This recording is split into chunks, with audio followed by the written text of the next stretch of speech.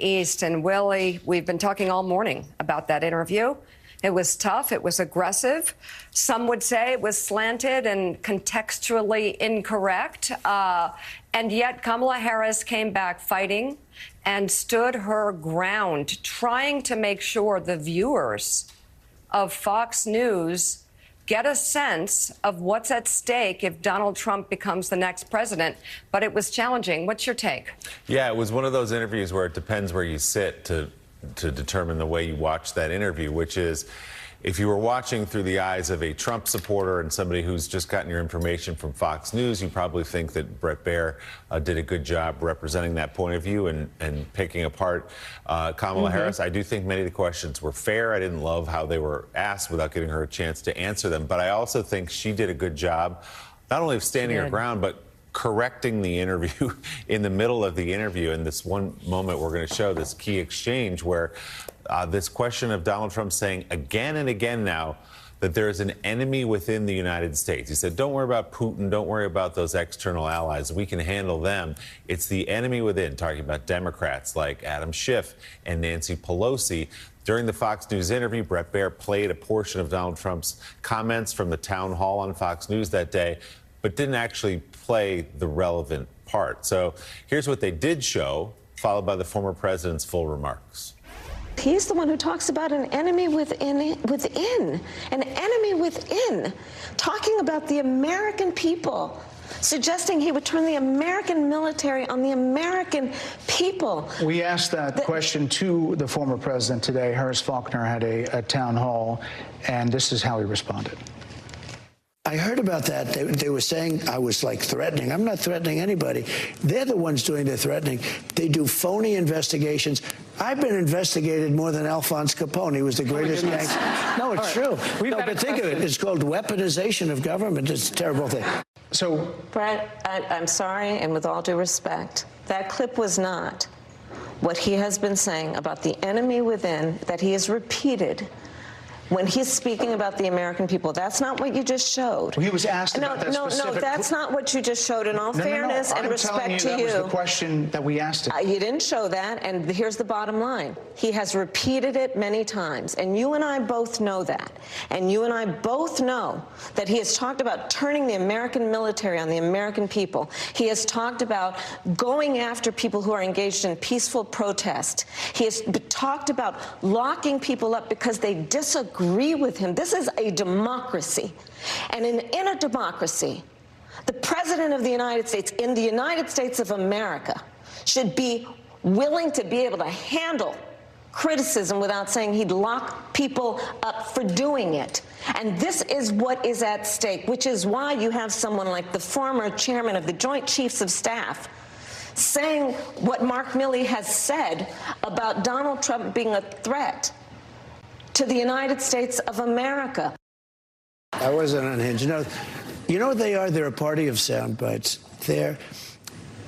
Somebody asked me, can they be brought together? You know, I never thought, really, I wasn't thinking like they could, because they're very, very different.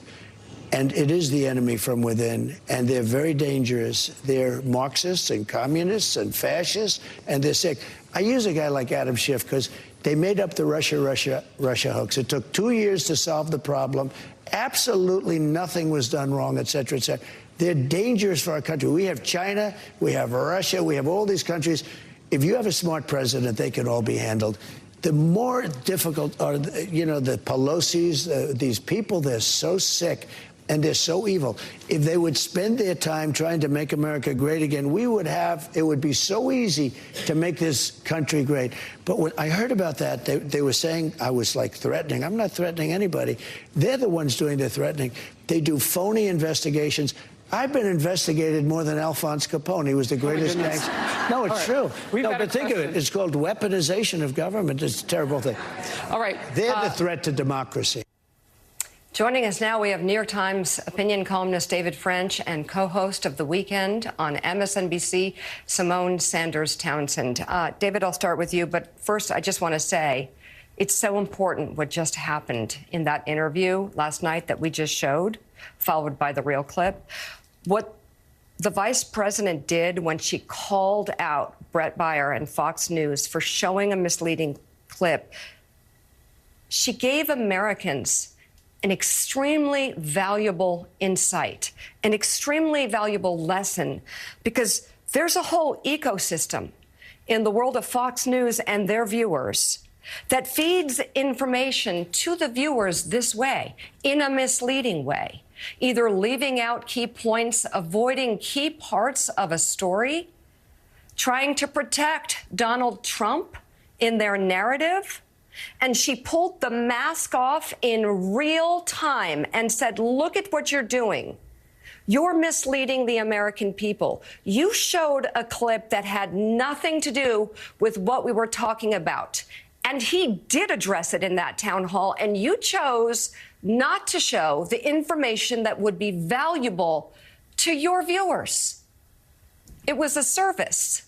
It was an incredible, real-time explanation of what happens with misleading information and, if I may say it, disinformation. But the question, David French, I have for you is, will it be enough? You know, at this point, it really is remarkable with the twists and turns in the race that in normal races would have ended this thing. In normal races, for example, that first debate would have ended this thing, especially given Donald Trump's record. We're talking now about adjusting votes at the absolute margins on a day-by-day, week-by-week basis. And any given hour, it seems as if the momentum switches at that small margin. So I don't think we can say anything about will this make a difference or not. We're just at that incredible margin right now, and it's staggering that we're here. It's stunning that that many people will vote for somebody who's demonstrated such corruption and menace as Donald Trump. But here we are. So, Simone, let's get your take on this interview yesterday. Maybe less about Brett Baier, though you're welcome, but just why the vice president went into that arena in the first place. Some of her campaign told me they wanted to, look, yes, it was an appeal to some of those perhaps on the fence Republicans, or at the very least to say things to a Fox News audience that they don't normally hear, including the idea that so much of Donald Trump's cabinet and his former vice president are not supporting him this time around. But they also said she showed a real toughness by going in there and standing toe-to-toe in what was clearly an unfriendly venue. Yeah, you know, so I am not of the ilk that she had to do that, right? Like, there are people out there that say she had to have done a Fox News interview. You know, the reality is, I think today we're learning, according to Brian Stelter, that apparently Donald Trump has postponed, that's what they're calling it, another interview now with our NBC News colleague Christine Romans on top of CNBC, on top of postponing and not participating in 60 Minutes. So I don't think she had to do it.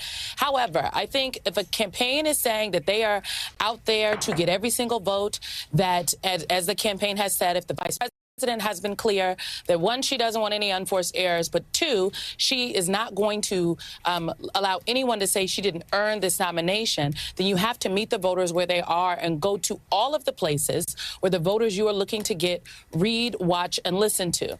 And so that means going and doing the Fox News interview, because some of the voters within the Kamala Harris coalition, that is one of the places that they watch, right? That's one of the places that they listen to. I thought that the vice president held her own. I really did think that I was really floored, frankly, by the tone of the interview. I've obviously been in the room, prepped the vice president in my previous capacity for a number of interviews that ended up being tough. Right? Like, I've sat there. I know what a tough interview sounds like. There's a difference between a tough interview and an abrasive interview. Interviews do not have to be abrasive. I think Donald Trump has ruined many of us in the media apparatus to believe that a tough interview has to be an abrasive interview. But more than that, the tone of the interview, you know, from the first question. I mean, I watched it live. I was actually in a fitting, and I was listening to it on Sirius XM, and I was like, oh, I need to see this. And to know that the first question out of the mouth of the interviewer was important about immigration, but the way that the question was phrased, how many quote unquote illegal immigrants would you estimate that you and the president let out into the country? Yeah. Excuse me? Like, let's just, come on, y'all. Y'all know that's not how this works. There is a level of just respect, frankly, and reverence, just respect that I think the American media has affords to a sitting president and a sitting vice president.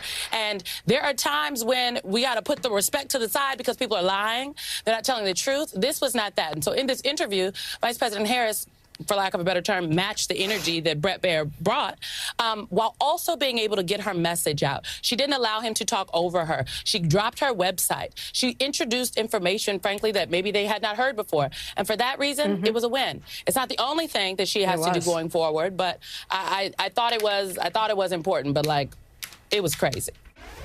We have lots more to get to this hour. Morning Joe Weekend continues after a short break.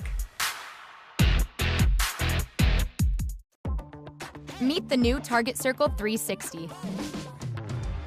With unlimited same-day delivery, so you can get what you need when you need it. Better in every way. That's the new Target Circle 360.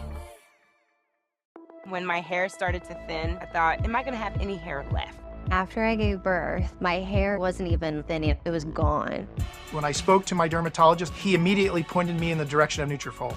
It's 100% drug-free and clinically tested. Within 3 months, my hair was fuller. It's longer, it's so much thicker. I had more scalp coverage. It was so nice to be noticed for my hair after hiding it for so many years.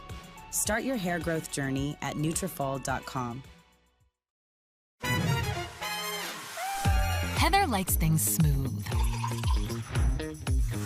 So when she had a rough time getting a weight loss appointment, she came to us. Through Ro, she connected with a provider online and got a GLP-1 prescription.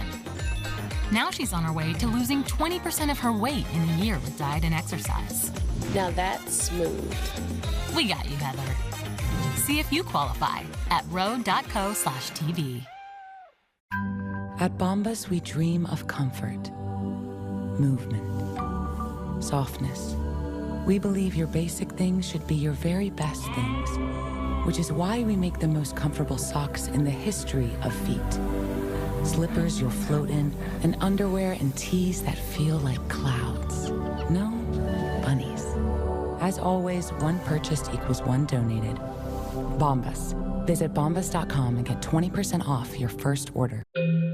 Not seeing results with just hair supplements? Nature meet the power of science with prescription hair treatments. Through hers, you can grow visibly fuller hair in 3 to 6 months, thanks to doctor-trusted prescription ingredients combined with high-grade vitamins and supplements. So whether you chew, pop, or drop, you can see and feel the difference with personalized treatment to support healthy, thicker hair. Grow fuller hair with clinically proven ingredients. Get started today at forhers.com. Subscribe to MSNBC Premium on Apple Podcasts. Get early access and ad-free listening to Rachel Maddow's chart-topping series, bonus content, and new episodes of Morning Joe and MSNBC original podcasts ad-free. Subscribe on Apple Podcasts. What's causing the rise in book banning? On my podcast, Velshi Banned Book Club, I speak with authors of banned books to try and find out. I think what they're really objecting to is that a young person has perceived the hypocrisy and corruption of the generation that has created their world. This book saved me in a lot of ways, and then I published it hoping to help people find a blueprint to heal. Season 2 of Velshi Banned Book Club. Listen now.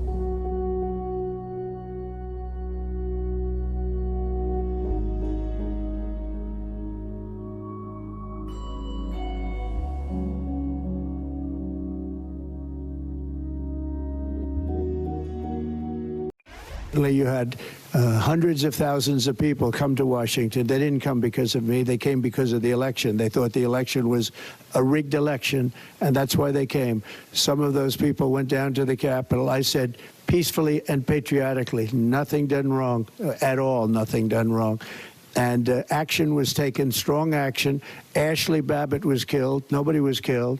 There were no guns down there. We didn't have guns. The others had guns, but we didn't have guns. And when I say we, these are people that walked down. This was a tiny percentage of the overall, which nobody sees and nobody shows.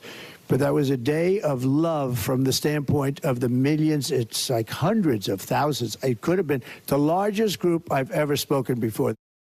My question to you very respectfully is, do you really believe that these people are eating the people's pets? Thank you. Well, thank you very much. And this was just reported. I was just saying what was reported. That's been reported. And eating other things, too, that they're not supposed to be. But this is, all I do is report. I was there. I'm going to be there. And we're going to take a look, and I'll give you a full report when I do. But that's been in the newspapers and reported pretty broadly. I will say this as far as Springfield is concerned, because I do know that situation. You have a city of 52,000 people, and they've added almost 30,000 migrants into the city. If you were a person that lived there, if you lived in Springfield, Ohio, and all of a sudden you couldn't get into a hospital, you couldn't get your children into a school, you wouldn't be able to buy groceries, you could no longer pay the rent because the government's paying rent. Any of that, if any of that happened, it would be a disaster for you, and you wouldn't be happy. So again, you have a situation where former President Trump is being asked questions, and he proceeds to lie many times, and he's allowed to drone on and on with those lies unchecked. Joining us now is former president of Univision and former president and CEO of Telemundo, Joaquin Blaya. Thank you very much for coming on the show this morning. I'm wondering how you felt this town hall went on Univision last night, and if he was able to win over more voters from the community. Well, Mika, you were talking a few minutes ago about this ecosystem that exists in Fox News. What happened last night at the Univision Town Hall, it was an extension of that. It was really not a town hall. It was an infomercial in where they brought in audience as props. They did ask tough questions, but of course, he went on to recite his concert of lies without any journalism integrity on the part of the network, without any fact-checking. And so he spoke for uninterrupted, saying many of the things that we have seen him say for the last few months. But some of the things that he has been saying in the last few months, which are very relevant to Hispanics, were not brought up. For example, that we are poisoning the blood of this country. Right. That we includes me and my family. That he is working on the largest deportation project in American history, where he is planning to raid and put in camps millions of people. Obviously, he went on talking about the Haitians in Springfield, legal citizens of this country, which were invited by that city to help provide services and jobs. It goes on and on. I think you have covered the subject at length this morning. The question here is, Univision did not distinguish themselves as being a true news organization and served as a platform for close to an hour of his continuing recital of lies. Mr. Blaya, good morning. As you say, there are so many issues central to the lives of Latino Americans in this country that were not addressed yesterday. And I guess the question is, Why? Is it Donald Trump went there? He only goes places where he knows he'll have a friendly reception. But on the example that we showed there about the immigrants eating the pets in Springfield, Ohio, which is so quickly and easily refuted by the facts, you can cite fellow Republicans, the governor, the mayor, others who said that's just complete nonsense. Why is it in this case, do you think, that he was not held to account? He was not pressed on some of his lies? Well, I cannot respond for the network, but there was the person that was conducting the, let's call it the town hall, was the same person that did that, what I call, when I spoke at it was Rachel, what I call a propaganda project. The main anchor of the Univision network is Jorge Ramos, one of the most respected journalists in America. And if the network was serious about conducting this in a journalistic manner, you would have thought that Jorge would have to be the person doing the interview and the town hall. Yet they again decided to put on someone that they brought from Mexico, and the results are what you saw last night, where they allow Trump to go freely, as I said again, residing, his traditional list of lies. Former president of Univision, Telemundo, Joaquin Blaya, thank you both. Thank you very much for coming on. And I meant to say that you were headed up both networks. I really appreciate your important insights this morning. Thank you very much. Coming up, is the current Democratic worrying we're seeing about the Harris campaign warranted or a case of political PTSD? John Hellman weighs in on that next.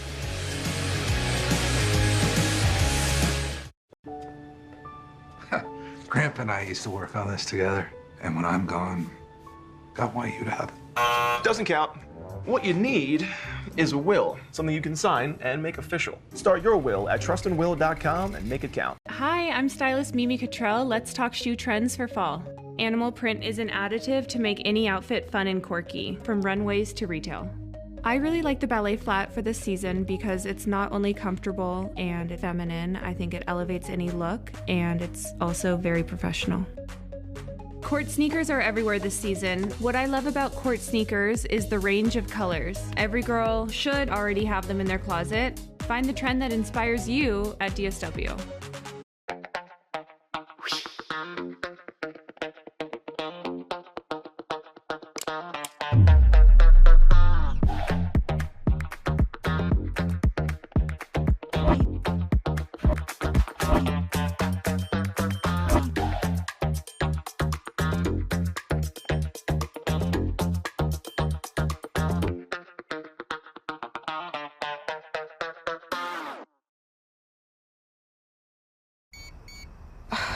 How am I gonna find a doctor when I'm hallucinating?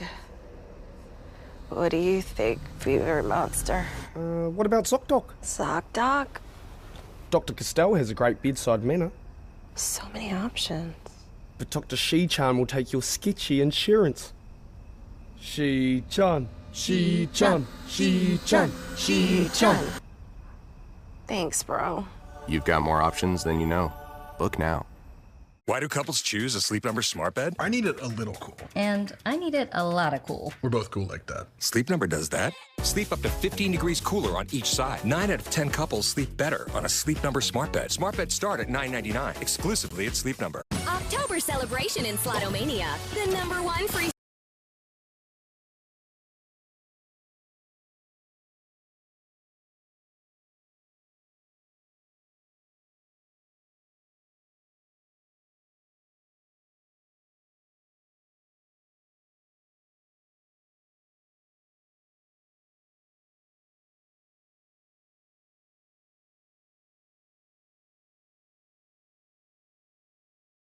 game starts with 10. 10 days of amazing benefits and gifts. For 10 days, we'll give you 10 free spins on the most favorite slots. Multiply your daily bonus by 10. Multiply your wins on your first 100 spins. And so much more. Download Slotomania now and start your 10-day celebration. 1 second, they're a neighbor you like. The next, they're a neighbor you trust. Actually, no problem. 1 second, you're worrying about your home. And then, thanks to ADT, there's a lot less to worry about. Feel secure enough to let others in with Trusted Neighbor from ADT.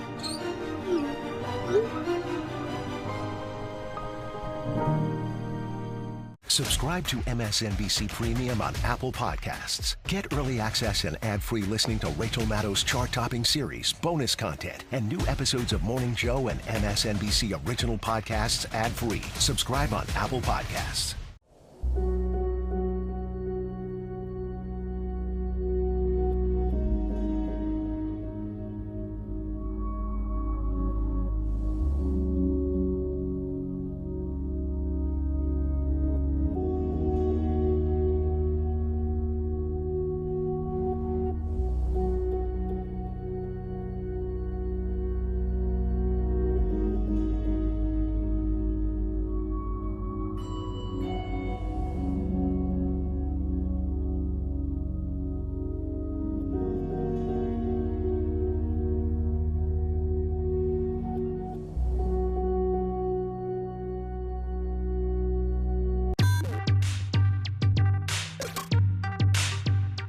A roundup of the latest national polling.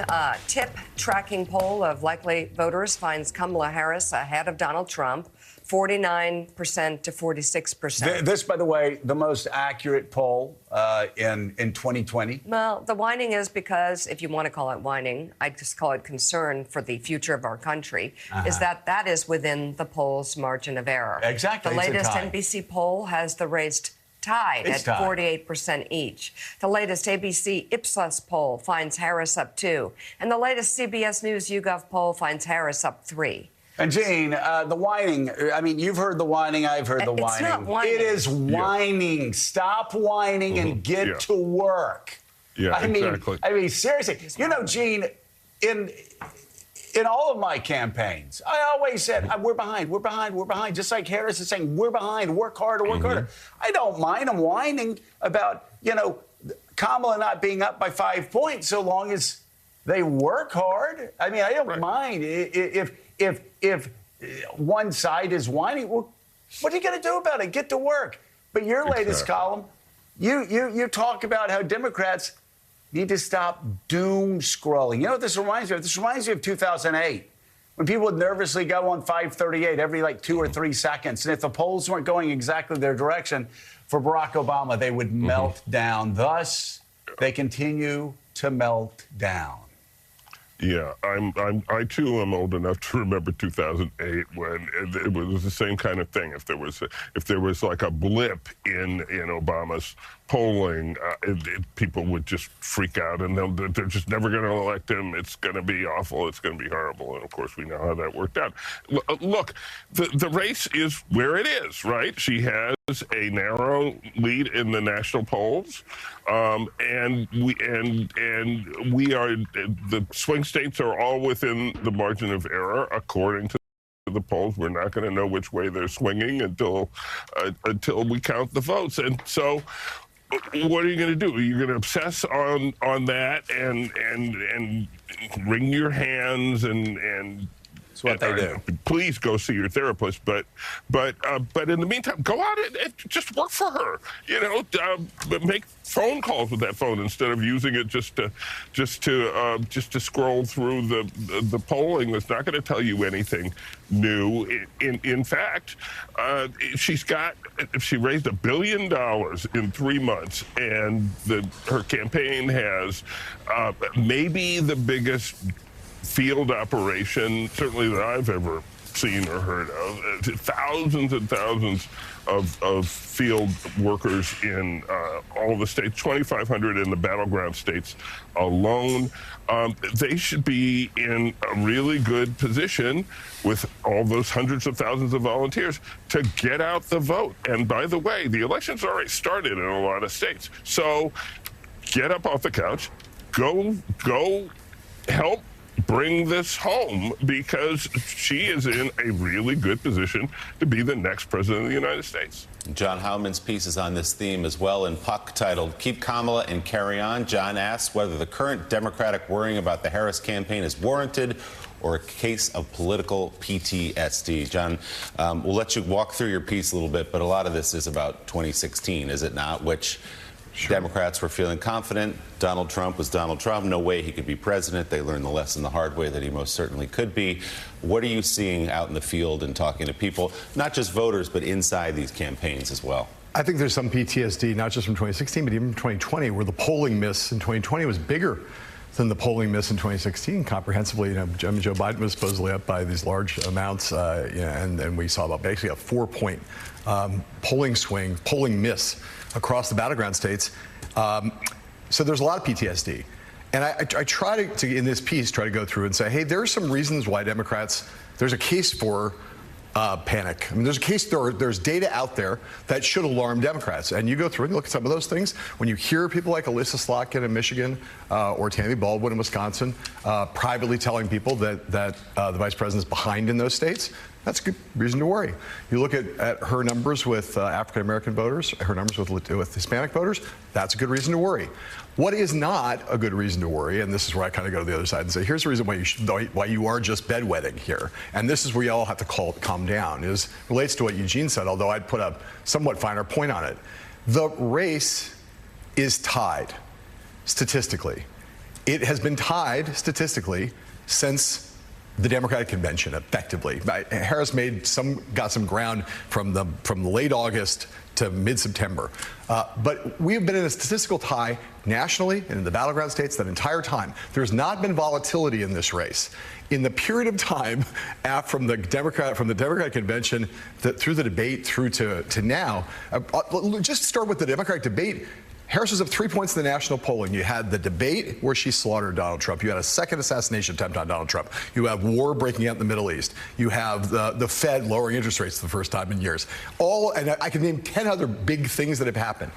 She's still up by 3, supposedly, in the national polls. And one of the most helpful things that's happened in the last couple of days, because of this panic in the Democratic Party, is that the Harris campaign finally allowed David Plouffe to go out and try to talk about the data on both Dan Pfeiffer's podcast on Pod Save America and in New York Magazine yesterday. And I will tell you that David Plouffe is, he's a partisan and he fights for his team. But he is not a BSer. And if you read his assessment of the data, it is, I think, as clear, as both sophisticated and clear-eyed as anything anybody could say. And the two campaigns do not disagree about this. And what Plouffe basically says is, if you see a poll that has Harris up by 4 points, throw it in the trash. If you see a poll that has Trump up by 4 points, throw it in the trash. It's a tie race. This is uncomfortable for Democrats. It's a tie race. It's going to be a tied race all the way through to Election Day. It's going to be maybe the closest election of our lifetimes. Everyone is going to be scared if they care about the future of the country. But don't read these polls in this kind of insane way over the course of this period of time, because there's really been nothing to learn from them for about a month, and there's not going to be for another 3 weeks. The race was tied. The race is tied. And these polls also shouldn't be trusted because they've been so wrong in recent cycles. And we have had pollsters acknowledge they're doing them in different ways, trying to oversample perhaps some Trump voters because they missed them in 2016. They missed them in 2020. They undercounted them. So now there's a theory among some anyway that maybe they're being overcounted. But certainly this race, to John's point, to Eugene's point, couldn't be much tighter. It's going to be one along the margins. We are seeing on the Harris side all of her surrogates fanning out in recent days. Former President Clinton's been on the road. Former President Obama's on the road. We'll head back out again. The vice president has really picked up her media blitz. It wasn't just last week with those mainstream outlets. This week, going on into enemy territory, talking to Fox. Bloomberg News reporting that there's in talks, her campaign's in talks for her to do an appearance on the Joe Rogan podcast. That's not settled, but that's at least being considered. She's out there doing these interviews and, more importantly, hitting the road. And this week, living in those 3 blue wall states. Governor Walz as well. Coming up, Steve Ratner joins us to break down Donald Trump's tariff plan and how it could negatively impact the U.S. economy. You're watching Morning Joe. We'll be right back.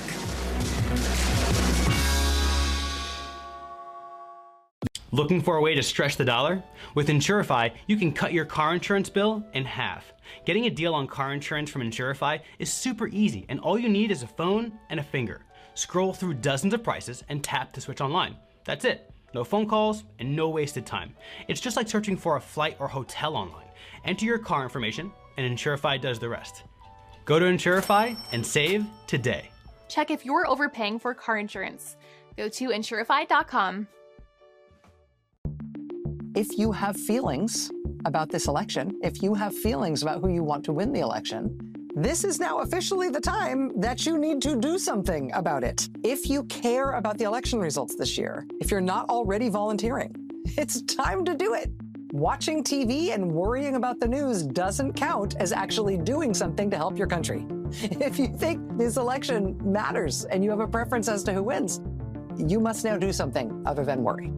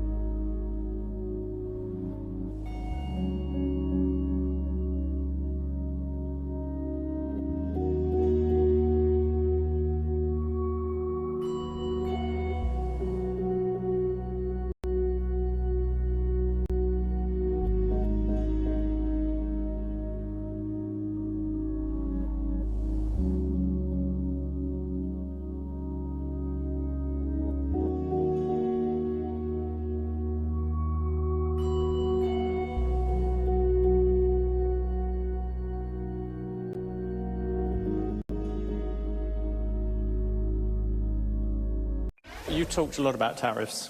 You look at the American economy, 40 million jobs rely on trade. It accounts for 27% of GDP. Okay. If you cut that off, that's also going to have an effect on many, many business people here. Yeah. Tariffs also have another side. Isn't that something that you have to acknowledge? No. You could be plunging America into the biggest trade war since Smoot-Hawley. But there are no tariffs. You're going to stop. There are tariffs already. No, there are no tariffs. All you have to do is build your plant in the United States, and you don't have any tariffs. People This in is a lot what of I places, a lot of places like this, there are a lot of jobs that rely on foreigners coming here. You're going to basically stop trade with China. You're talking about 60% trade on that, 60% tariffs on that. You're talking, as you said, 100, 200% on things you don't really like. You're also talking about 10, 20% tariffs on the rest of the world. That is going to have a serious effect on the overall economy. And yes, you're going to find some people who will gain from individual tariffs. The overall effect could be massive. I agree it's going to have a massive effect, positive effect.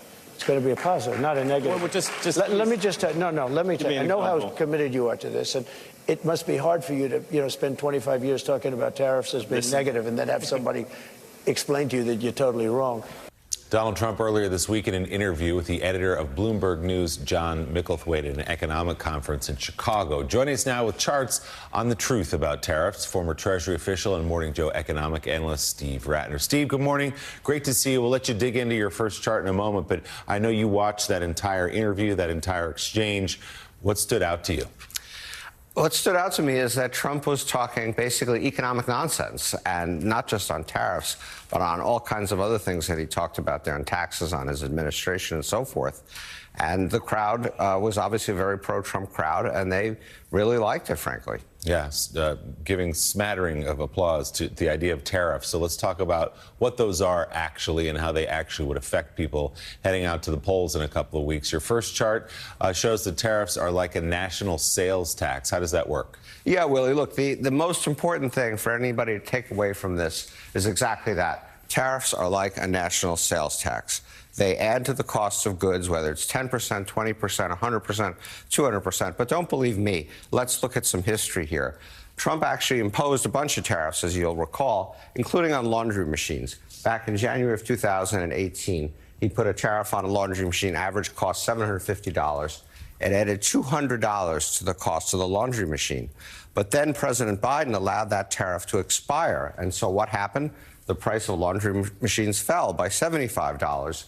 Which meant that the increase in laundry machines, which had way outstripped inflation, actually ended up being lower than the average inflation rate in the rest of the country.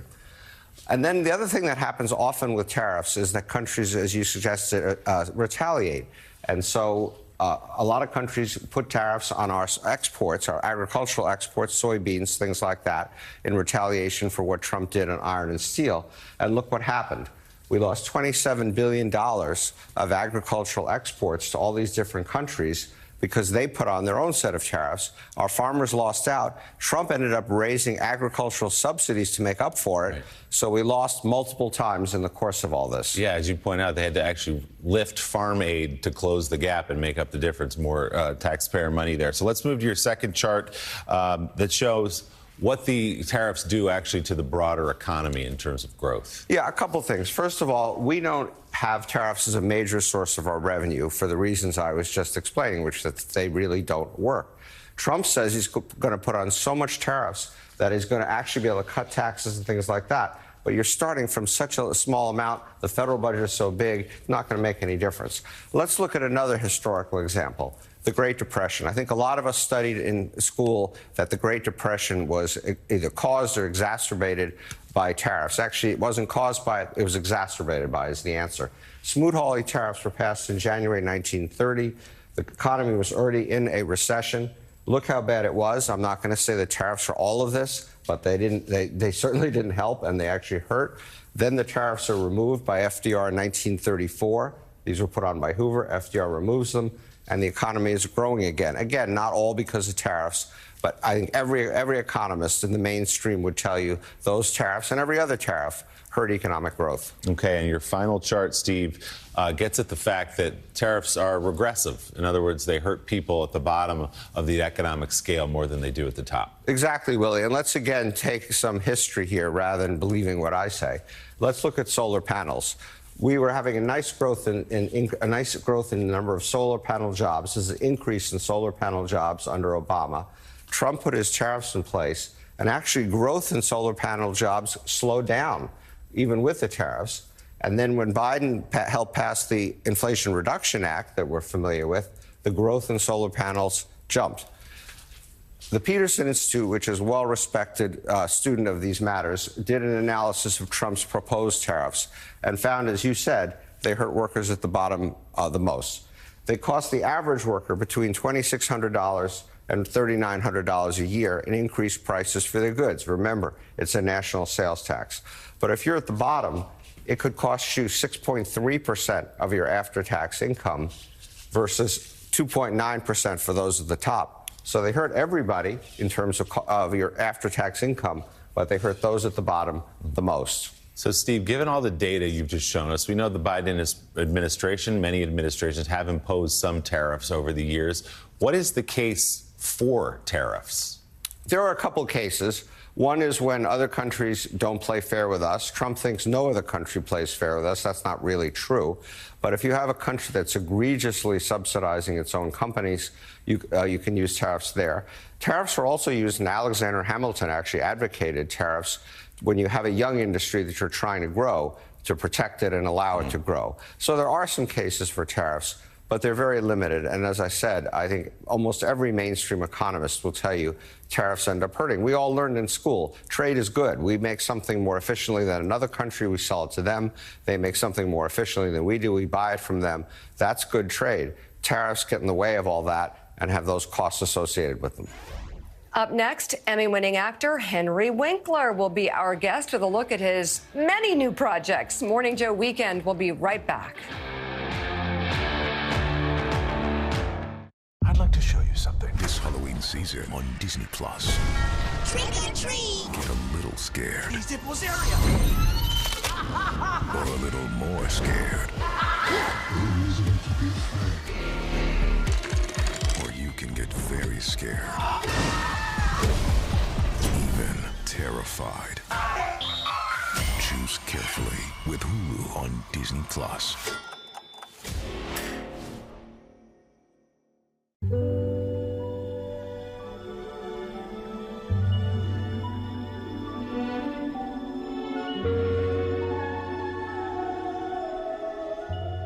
At Bombas, we make the most comfortable socks in the history of feet. So comfortable, you'll wish you had more. Visit bombas.com and get 20% off your first order. Heather likes things smooth. So when she had a rough time getting a weight loss appointment, she came to us. Through Ro, she connected with a provider online and got a GLP-1 prescription. Now she's on her way to losing 20% of her weight in a year with diet and exercise. Now that's smooth. We got you, Heather. See if you qualify at ro.co/TV. When my hair started to thin, I thought, am I gonna have any hair left? After I gave birth, my hair wasn't even thinning, it was gone. When I spoke to my dermatologist, he immediately pointed me in the direction of Nutrafol. It's 100% drug-free and clinically tested. Within 3 months, my hair was fuller. It's longer, it's so much thicker. I had more scalp coverage. It was so nice to be noticed for my hair after hiding it for so many years. Start your hair growth journey at Nutrafol.com. Meet the new Target Circle, the easiest way to get more Target.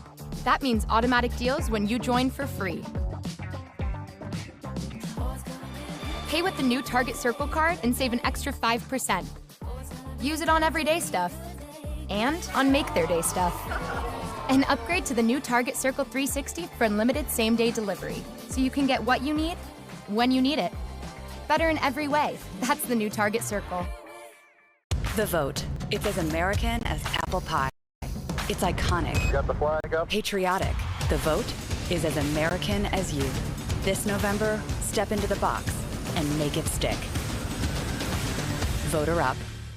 Subscribe to MSNBC Premium on Apple Podcasts. Get early access and ad-free listening to Rachel Maddow's chart-topping series, bonus content, and new episodes of Morning Joe and MSNBC original podcasts ad-free. Subscribe on Apple Podcasts.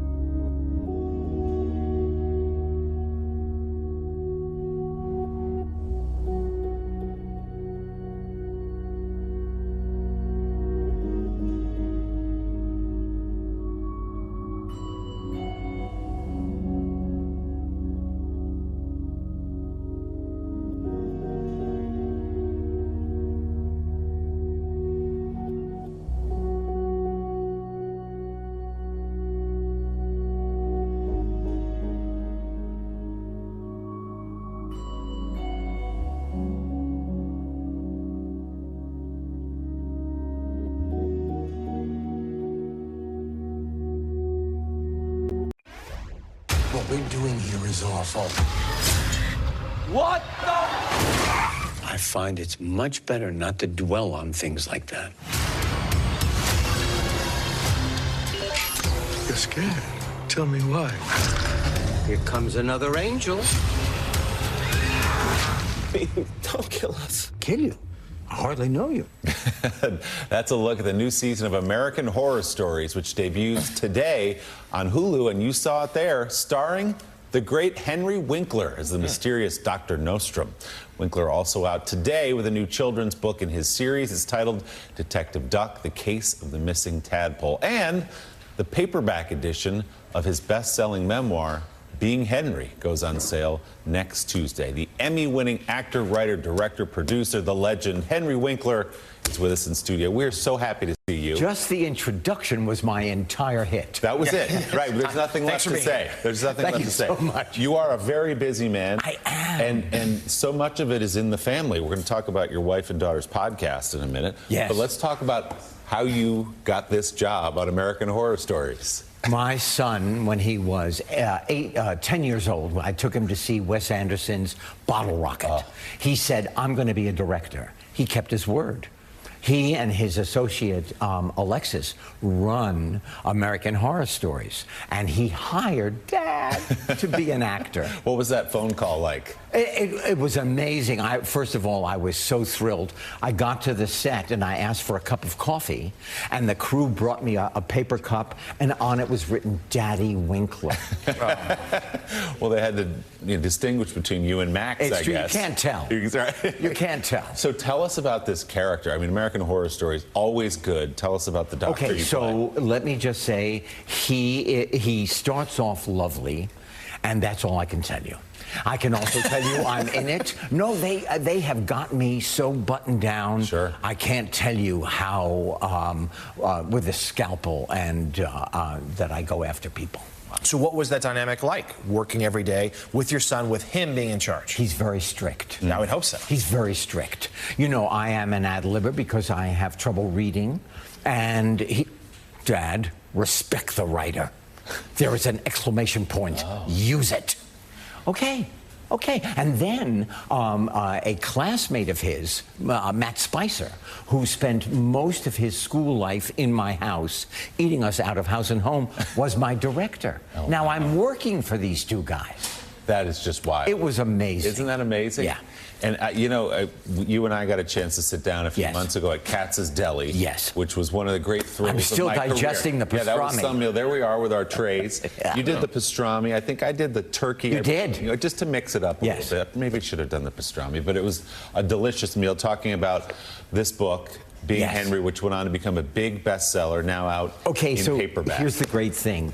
If the original version, the hardcover, was too heavy for you to carry in your attaché case or in your purse, you now have a bendable buddy.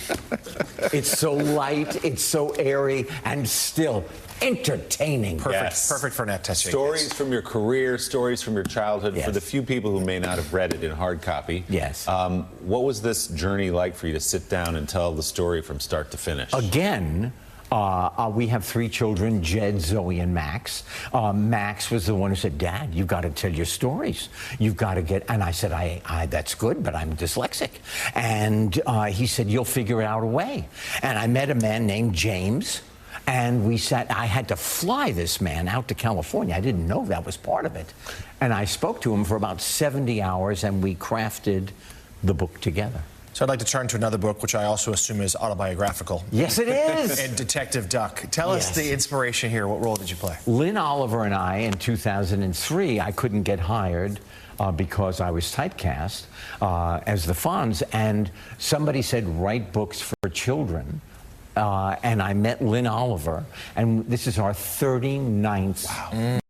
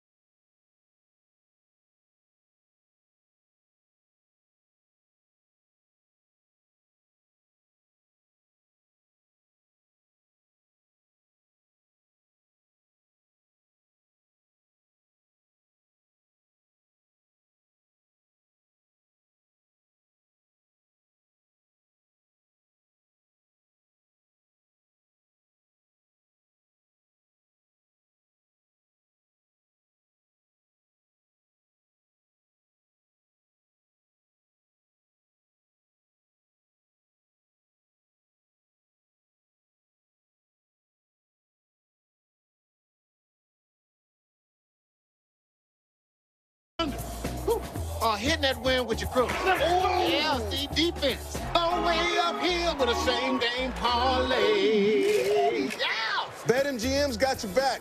Get your welcome offer and play with the sportsbook born in Vegas. Oh, this easy. Really? Get up to a $1,500 new customer offer and bonus bets when you sign up now. BetMGM. Download and bet today. Life, diabetes. There's no slowing down. Each day is a unique blend of people to see and things to do. That's why you choose Glucerna to help manage blood sugar response. Uniquely designed with Carb Steady. Glucerna. Bring on the day. Ooh, this is our night. Shingles doesn't care, but Shingrix protects. Only Shingrix is proven over 90% effective. Shingrix is a vaccine used to prevent shingles in adults 50 years and older. Shingrix does not protect everyone and is not for those with severe allergic reactions to its ingredients or to a previous dose. An increased risk of Guillain-Barré syndrome was observed after getting Shingrix. Fainting can also happen. The most common side effects are pain, redness, and swelling at the injection site, muscle pain, tiredness, headache, shivering, fever, and upset stomach. Ask your doctor or pharmacist about Shingrix today. Meet Avocado's best-selling green mattress. Made with certified organic cotton, wool, and latex. Plus pocketed coils to support your body's natural curves for cool and restorative sleep. Featuring a 1-year in-home sleep trial. Complete your bedroom oasis with organic pillows and bedding. Shop today with Avocado Green. Proud supporter of 1% for the planet. I'm Bobby Brown, and I started Jones Road because I wasn't done. Jones Road is a modern approach to my beauty philosophy. Clean, good-for-you products that are versatile and easy to use. Learn more at jonesroadbeauty.com. After Homoglow cleaned our place for $19, we fired our old housekeeper. Homoglow tackled everything, from our kitchen to our bathroom, all our laundry. You just pick a date, pick a cleaner, and enjoy a spotless house for $19. Why do we accept waiting 2 weeks for payday? Thanks to Chime, I don't have to wait to get paid anymore. I couldn't believe it. I can get up to $500 of my pay on my schedule. There's no interest, no credit checks, no mandatory fees. Join me at Chime.com and get paid when you say. You'd do anything to keep your family healthy. So, isn't it time that you started thinking about your water? With Aquasana, the contaminants you worry about most are removed. Get clean, healthy water in your home today. Now up to 50% off at aquasana.com. Hi, I'm Brad Baxter, founder of Whisker and Litter Robot. 25 years ago, I inherited 2 cats and an overflowing litter box. I knew there had to be a better way. I used my background in engineering to develop a system that automates the litter box process using gravity and rotation. The result was Litter Robot, a fully automatic, self-cleaning litter box. 25 years later, we solved the litter box problem for over 1 million pet parents around the world. You'll never scoop again, and your cat will always have a clean bed of litter. Join the Whisker family and try a Litter Robot today. Good Saturday morning to you, and welcome back to a second hour of Morning Joe Weekend. Let's continue with some of the important stories from the week. Chris, I want to talk about the gaslighting comment that Kamala Harris made. And specifically, she was referring to one of Donald Trump's many very extreme, very dangerous comments that are either lies or frightening threats. He called January 6th a day of love. I know that his friends at Fox News that he was talking to make jokes actually think January 6th is a joke, and they actually call it the January 6th play now. Don't like play that card. It wasn't an insurrection. So there's an effort here to change the truth that the American people saw in front of their eyes. Your thoughts? Well, here we are in an election coming up now, the 2024 election. That was the 2020 election, and they went to the Capitol, that crowd, that mob, went there to stop a count, to stop the counting of the election of